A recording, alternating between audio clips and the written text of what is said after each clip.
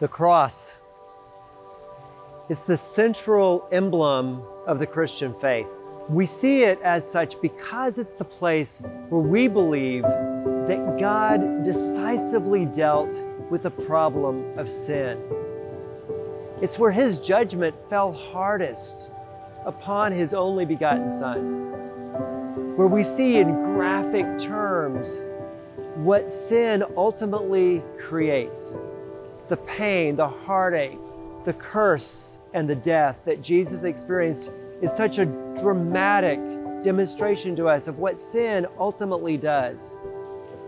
The thing I love about the cross is that it changes forever our view of how sin affects our Heavenly Father. I know as a kid, I thought of God as this holy God who is deeply offended and angered by sin. I mainly thought in terms of His response to sin as being wrath that was ready to be poured out on a sin and sick world.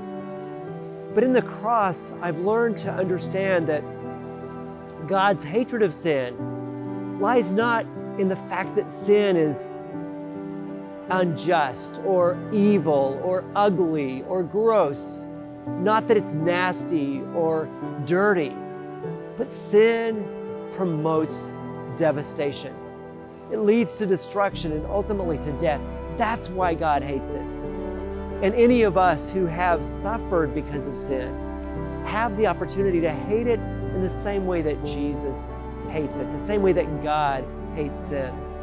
It wasn't until recently that I realized that the call to love God with my whole heart included not just having affection and adoration for our big and beautiful God, but that part of loving God included having compassion for Him.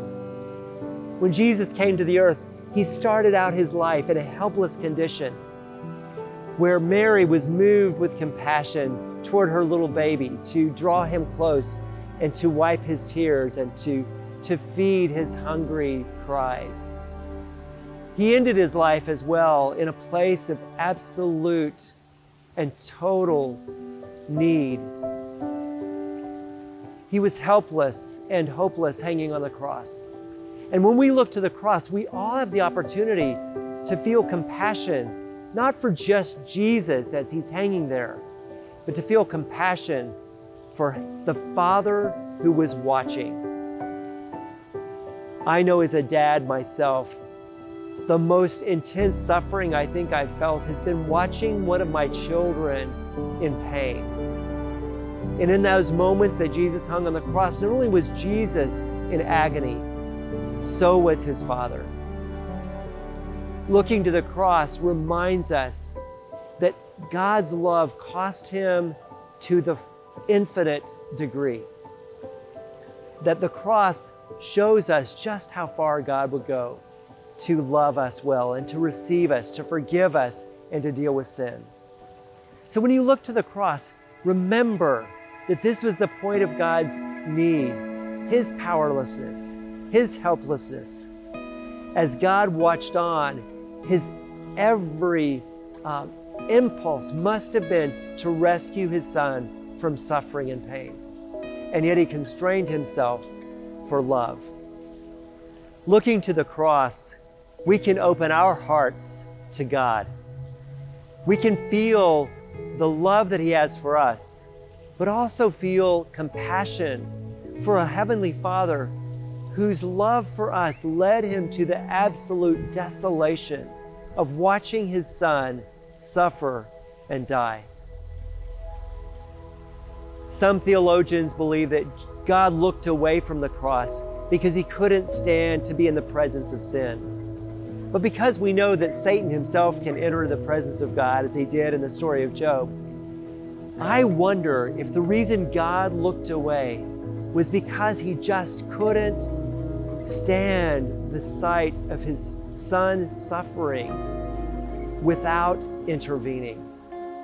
Whatever the reason, we know that Jesus suffered a breach, a gap, a break in that connection with His Heavenly Father. And that break earns for us a connection that can never be broken. Though we may suffer, though we may experience devastation, powerlessness, and pain, we will always have God with us. And while all of Jesus' followers scattered when he was on the cross, now we can gather there, looking to Jesus as the author and perfecter of our faith, having compassion for him and for our loving God, whose love paid the final price.